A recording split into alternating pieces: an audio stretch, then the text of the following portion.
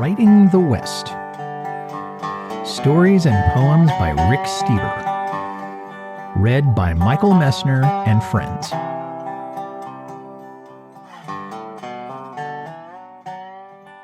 Tight Cinch.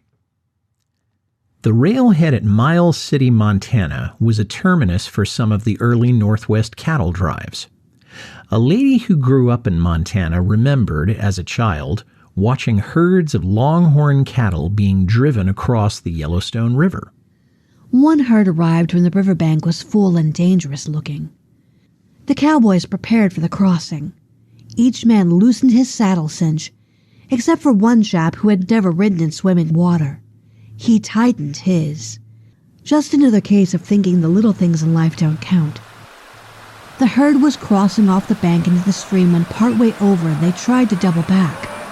One of the old hands, a fella named Bill Case, seemed to be everywhere trying to encourage the other cowboys when someone shouted, "Hey, the kid's gone down!" They were talking about the guy who had tightened his saddle cinch.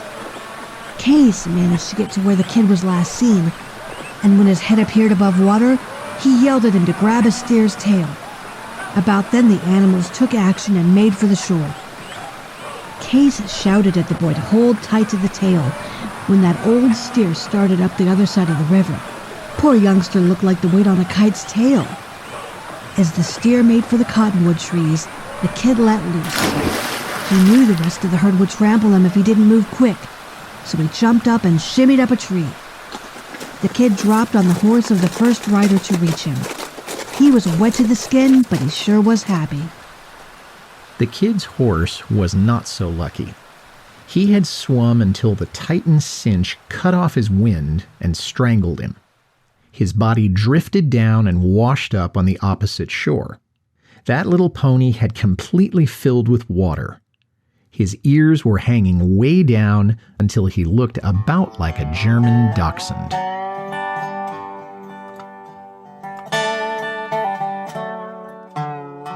Finding a horse. William Savage was a young man walking to Oregon in the company of a wagon train. Every step he took made him wish he had a horse. Near the crossing of the Sweetwater River, he spotted a mount saddled and tied to a tree some distance off the trail. William called to Captain Umflett and said he was going to retrieve the horse. "It's an Indian trick.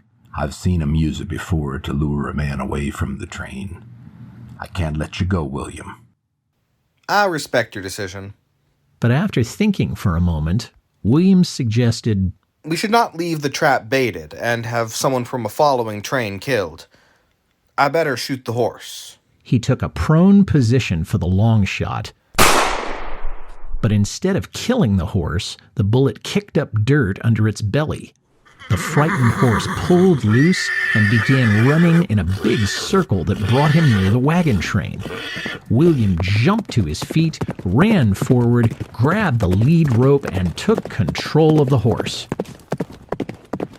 The wagon train continued, and riding in the front of the column was William Savage. He was the envy of all the others as he rode the horse all the way to Oregon. William settled in the Willamette Valley, became a stockman, and later became a banker in Dallas. The horse that carried him to Oregon was turned out to pasture and eventually died of old age.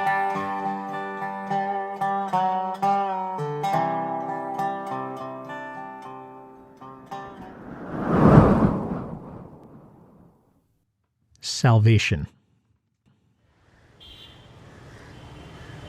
Just take a look. A good, hard, long look.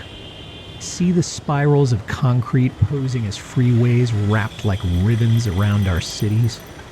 New malls, sprawling parking lots.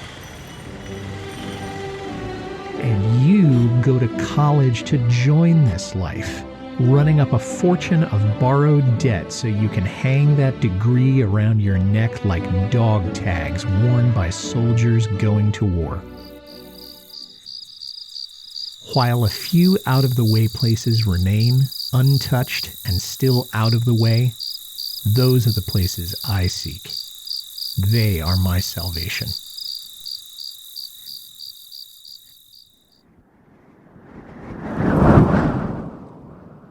Camped in Yosemite. Joe Walker was an early-day trapper.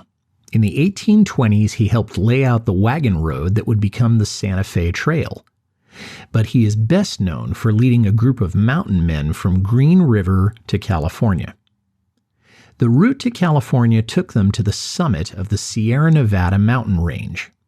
One of the trappers, Zanus Leonard, wrote in his journal, "Many small streams shoot out from under high snow banks, run a short distance in deep chasms, which they have, through the ages, cut into the rocks, precipitate themselves from one lofty precipice to another until they are exhausted in rain below." To reach the valley floor, the men were forced to let their gear, horses, and themselves over a cliff on ropes.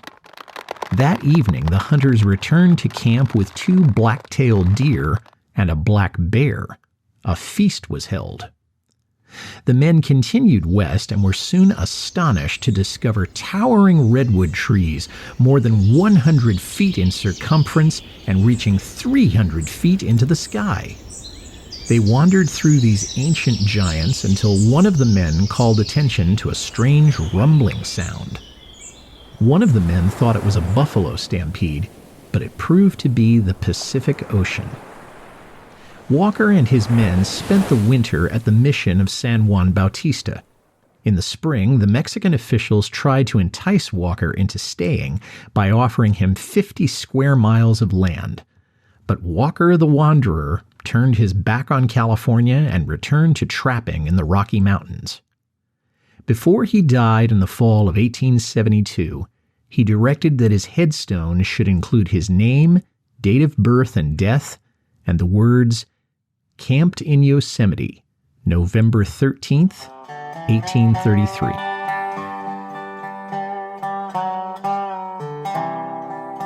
Wreck of the Peter Iredale.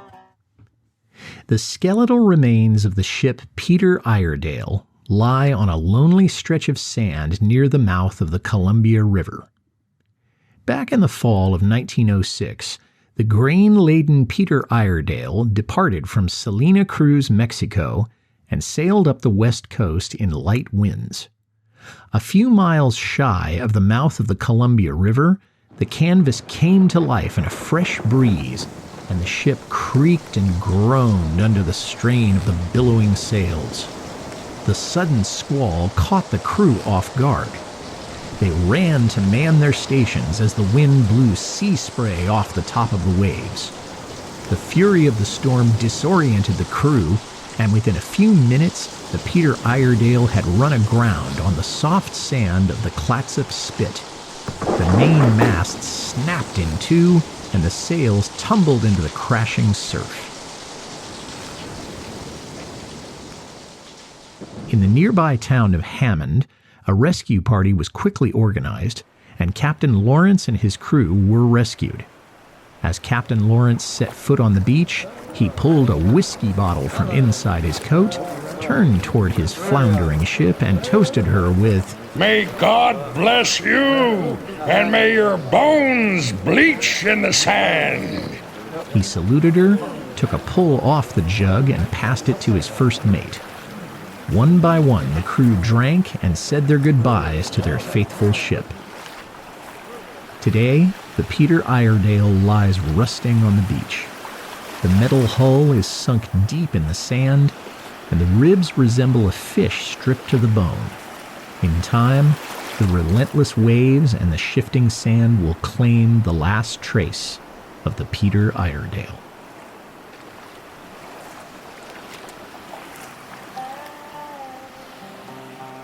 You've been listening to Writing the West. The stories and poetry in this podcast are by Rick Steber and appear in books by him. Log on to www.ricksteberauthor.com to find out more. This program was produced by Michael Messner by permission of the author. Special thanks to Michael Tucker, Rachel Pulliam, and Art Shingler. Thank you for listening.